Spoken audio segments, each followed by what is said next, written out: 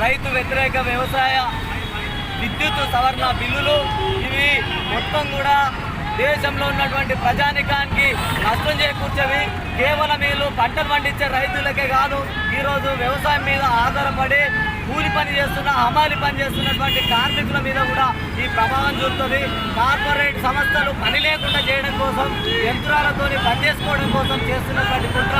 ఈరోజు అంబానీ ఆదానీలు వాళ్ళకు పెద్ద పెద్ద పరిశ్రమల్ని కోల్డ్ స్టోరేజ్లని నిర్మించి అలా రైతులు పండించినటువంటి పంటల ఉత్పత్తులు దాచుకొని ఎక్కువ రేట్లు అమ్ముకోవడానికి చేస్తున్నటువంటి కుట్ర.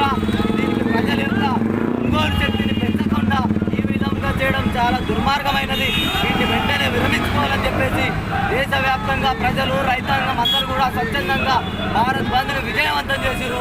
పేరు పేరున వాళ్ళందరికీ ధన్యవాదాలు తెలియజేస్తూ ఈరోజు మోడీ చనిపోయినటువంటి దుర్దినం, ఆయన తీసుకొచ్చినటువంటి నల్ల చట్టాలను వెంటనే విరమించుకోవాలని చెప్పేసి ఈరోజు IFP ఆధ్వర్యంలో మోడీ యొక్క శివయాత్ర చేసి ఆ మోడీ దిష్టిబొమ్మని తగ్గం చేయడం జరిగింది.